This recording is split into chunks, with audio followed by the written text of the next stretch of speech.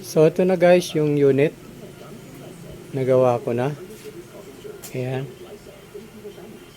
Okay.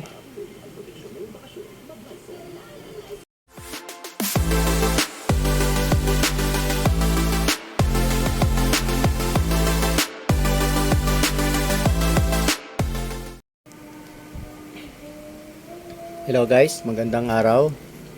Welcome back to my channel. So guys, meron akong ginagawa ngayon na TV. Yan guys yung model niya. Migra ang pangalan. Okay, so ito yung pinaka model niya. Okay, so power on natin para makita natin. Yun, lumabas na yung backlight. Meron siyang mga vertical line sa gitna. After mga ilang minutes, lalabas na yung ano niya, yung display. So yan guys ang lumalabas na display. Medyo hindi siya clear. So yan lumalabas yung bar lines. Yan, nakikita natin yung mga bar lines. Yan. Okay, so bali dahil ang problema nito sa panel, so mag-try muna tayong mag-voltage check. Okay. Alisin muna natin ang sound. Yan. So check natin muna yung supply ng itong T-con. Okay, check natin ito. Yung tester. Okay. Punta tayo sa DC. Okay, so check natin muna guys yung supply ng LVDS na 12 volts. So ayan, meron naman siya 12 volts. Okay, so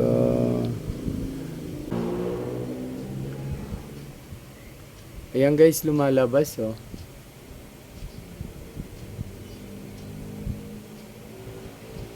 Ayan. 29 saka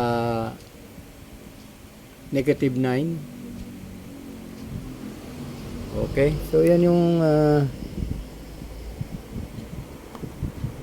check pa natin yung isa pang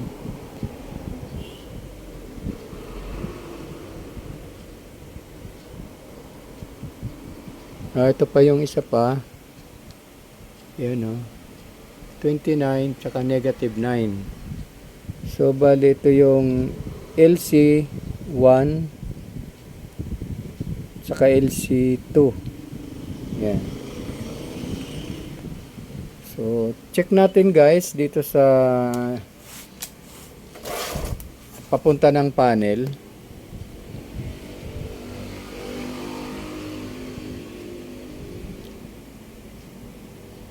Ito yung LC1. LC2. Meron naman guys, yan.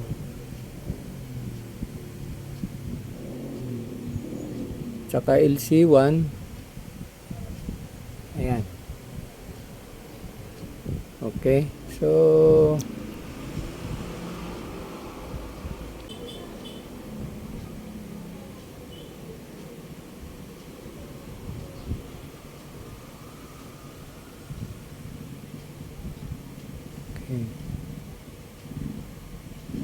okay, so kompleto naman yung yung supply niya ng LC1, LC2. Ito guys ay wala siyang side COF, kabilaan walang side COF.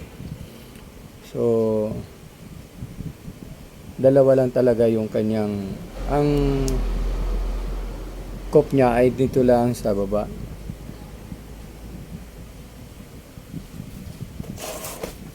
Subukan ko guys na tanggalin yung isang ribbon para malaman natin kung ano yung lalabas na display.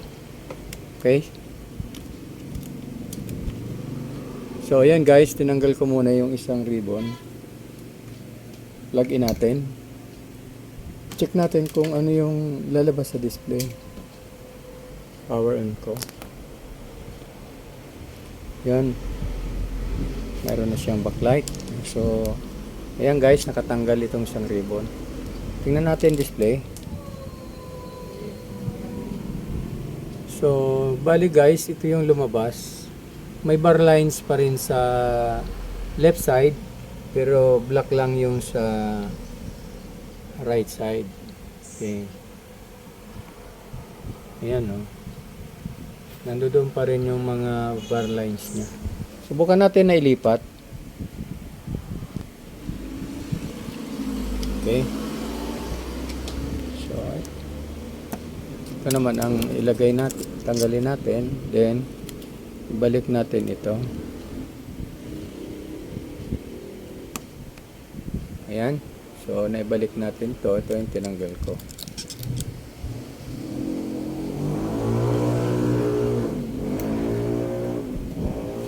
Okay, so power on.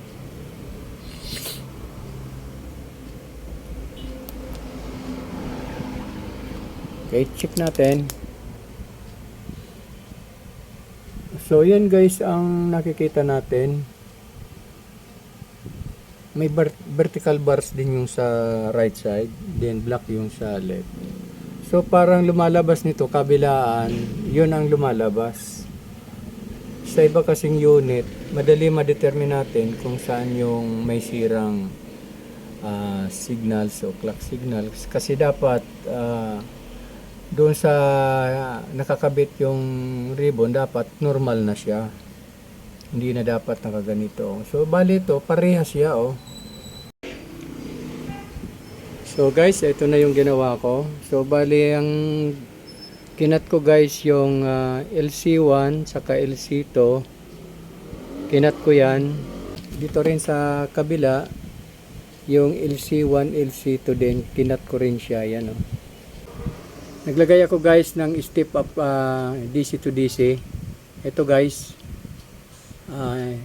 sinuplayan ko siya ng 5 volts galing dito sa coil. Binabaan ko yung supply sa, naglagay ako ng supply dito sa LC2. Ayan, LC2 lang ang sinuplayan ko. Tapos ibinaba ko yung voltahe.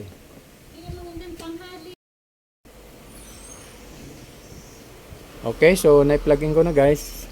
Check natin yung voltahe na isusupply ko doon sa LC2. Okay, so yan, may backlight na. So check natin yung supply.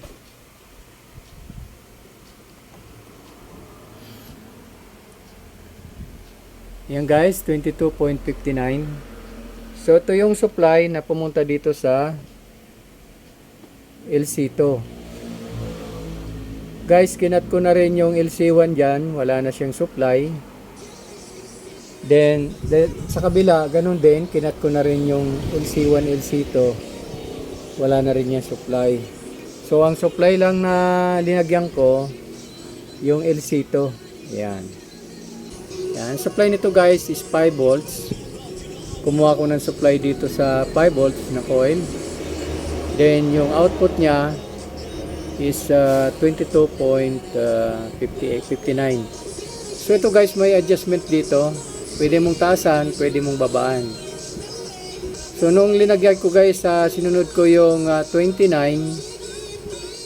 na supply. Nagkakaroon rin siya ng bar line.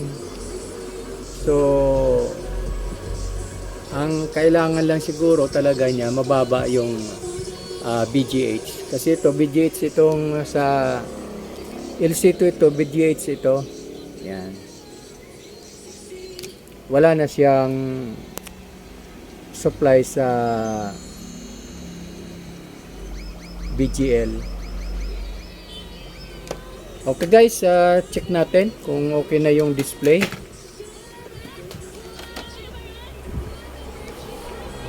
Okay. So, yan na guys. So, malinis na siya. Okay. So, sa ganitong problema na bar line, ang may problema yung swapping voltage. So, ganyan guys, i-assemble ko na lang ito at ipa-final check natin at obserbahan pa natin kung wala na siyang pagbabago. Okay?